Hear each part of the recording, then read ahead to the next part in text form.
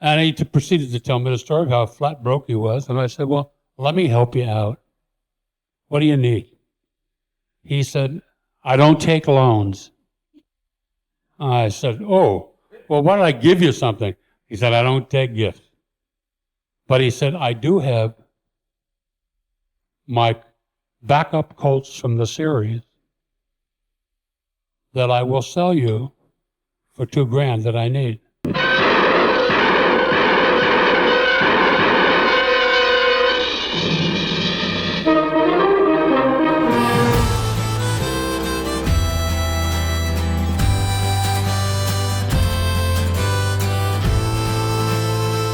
I'd like to introduce now John Strong, who's going to talk about Colt 45. John Strong, the producer, right here, going to share some information about weapons for us.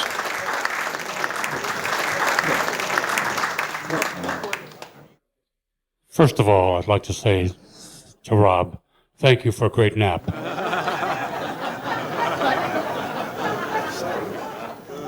For those of you who don't know me, and those of you who do, I have been very gifted to be in this business. I started as a kid in radio and on Broadway. Was brought out here by Jack Warner, put under contract to Warner Brothers. And I had a chance to live a dream that most kids never have.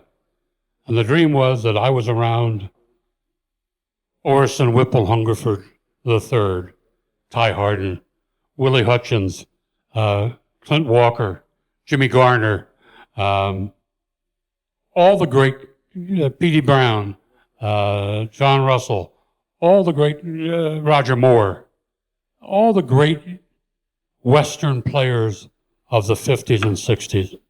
And one of my best friends was a guy named Wayde Preston. And Wayde was this kind of an enigma, because Wade's real name was William Strange. And Jack Warner and Bill Orr said, we can't star a guy with a name Bill Strange.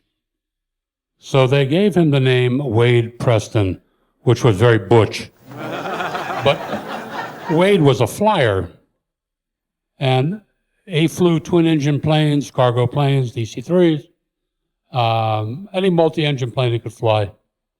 So he was only getting $500 a week from Jack.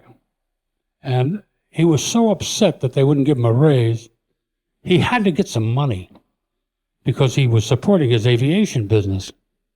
So he went to Bill Orr and Hugh Benson and says, you know, my mom's coming out here from back east, and I need some money to buy her a house. God, if you could only advance me money against another 7-year contract, I'd be eternally grateful, and I'd keep my same salary. He said, well, when do you need it? I need it this afternoon. So they got a check cut for Billy, and he, of course, left the studio and didn't show up for 2 weeks. So they said, oh, well, maybe something's wrong. And they called and found out that his mother had passed away a number of years earlier. And that he was at the Van Nuys airport with his new plane, flying for a guy, an oil man named C. Dalton Smith, and making $10,000 a trip. Now, when asked to pay it back and sign his new contract, he had amnesia. He said, you gave me that as a bonus. What are you talking about? So he left the studio. They put him on suspension. And Jack Warner, I don't know if anybody here knew Jack, but Jack put out the word that no one in the studio business was to hire him again, even though he was the #1 star on television. Well, after he left the studio, he went overseas with Ty and a bunch of other guys and did some, war movies where he played the colonel, and he was a great guy. And then when he came back, I lost track of him. So one day I was on Van Nuys Boulevard, not Van Nuys, on Ventura Boulevard. And I just came out of a poster shop getting a poster framed. And I see this guy on the bus bench with his mustache and his blonde curly hair. And I said, Billy? Yeah. I said, is that you? Yeah. I said, what are you doing here? He said, I'm waiting for the bus. And he proceeded to tell me the story of how flat broke he was. And I said, well, let me help you out.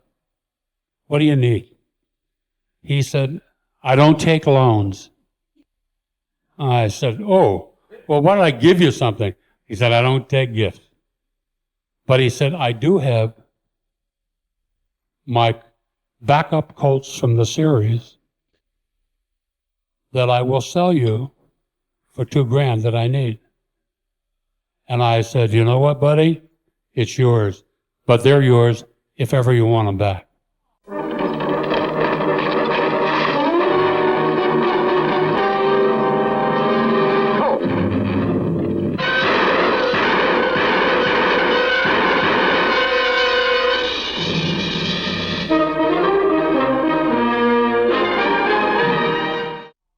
Now, why they have silver ivory handles on the gun was right after he got out of Warner Brothers, he tried to make some personal appearance to it as Chris Colt with his gray jacket and his black holsters. He had a pair of beige holsters made, and these two guns, he took the black Colt grips off and put the ivory ones on, and he did about 10 personal appearances as Chris Colt until Jack Warner got an injunction against him. And he faded into history. He died alone and a few years ago behind the Rexall drugstore in Studio City.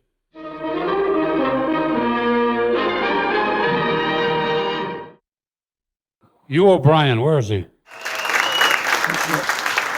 I was very fortunate years ago, after being under contract to Warner Brothers and Universal and Fox and Columbia, to meet a guy named Leslie Stevens. And I had 4 alimony payments, and I was making $160 a week as a contract player.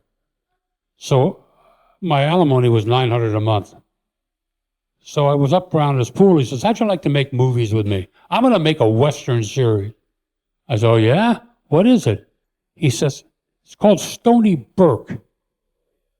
And I said, really? I said, I've got just the guy to play the part, Casey Tibbs. He said, no, I got to have a real actor. So we got Jack Lord, Bobby Dowdell, Warren Oates, Bruce Dern, and of course, Casey Tibbs, right? Well, as we went down the road, we did Name of the Game together and McCLOUD together and the Men from Shiloh together.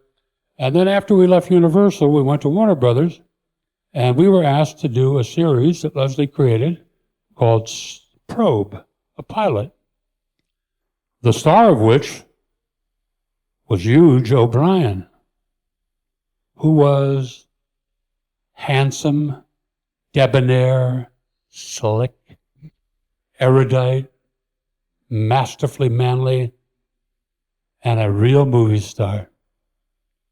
I used to be the Kellogg's Sugar Pops cowboy for Kellogg's and pop the whip all the time. So I had a director named Russ Mayberry who directed me in that series of commercials. And we hired him to direct the pilot of Probe with Hugh O'Brien. I said, look, you can't let this guy do anything that would jeopardize shooting the movie. So the first day on the movie, we're in Warner Brothers Mexican Street. Hugh O'Brien is in his best camo gear, his Soldier of Fortune outfit. And the scene is he runs across the yard, runs up the steps, goes in the room, and it's a cut. Well, Hughes ran across the yard, ran up the steps, tripped, fell, and tore all the ligaments out of his right knee. Leaving us, thoughtfully, with nothing more to shoot for 20 days. But much to his credit, Hugh O'Brien went to the doctor, got his leg taped up and a brace, came back and did the entire movie by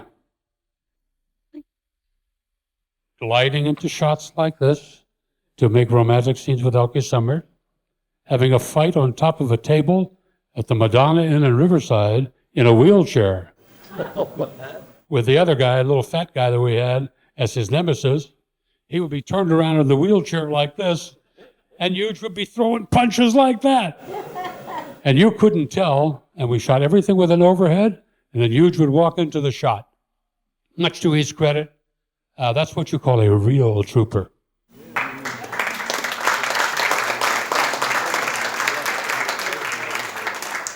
I was very fortunate as I grew up in Hollywood to know a lot of good guys. And one of the guys that I knew quite well was a man named Aaron Rosenberg, who was a great producer, did hundreds of big movies, and produced the most single successful television series in television history called Daniel Boone. 395 episodes. And Billy Weird, who directed 36 of the episodes. Aaron Rosenberg was a stickler for authenticity. And he had a guy named Bud Longmuir craft the original tomahawk that was to be used by Daniel Boone, Fess Parker. And it was given to Fess to try, and he stuck it in his belt, and he left it in his belt for lunch. He sat down and nearly cut his Boone off. So, Aaron shit-canned the idea of having a real tomahawk made by Longmuir as opposed to prop tomahawks that he used throughout the series. Okay? Let me say one thing about the opening of Daniel Boone. It did run several years, but when it started, it was in black and white. They had that great theme because all shows had wonderful themes back then. But if you'll remember, in the black and white, you see Fess Parker walking up, and he takes his long rifle, and he gets his sight just right, and it cuts to some stock footage of a cute little black bear. And so that ran the whole first season. The second season, you see Fess, he's walking up, he pulls out a tomahawk, and he throws it and splits an animated tree. The black bear lived. Well, Peter couldn't attack a tree. I want to thank our guest, John. Thank you, pal. For bringing your toys. And I'll tell you, he gave me a free burger for this.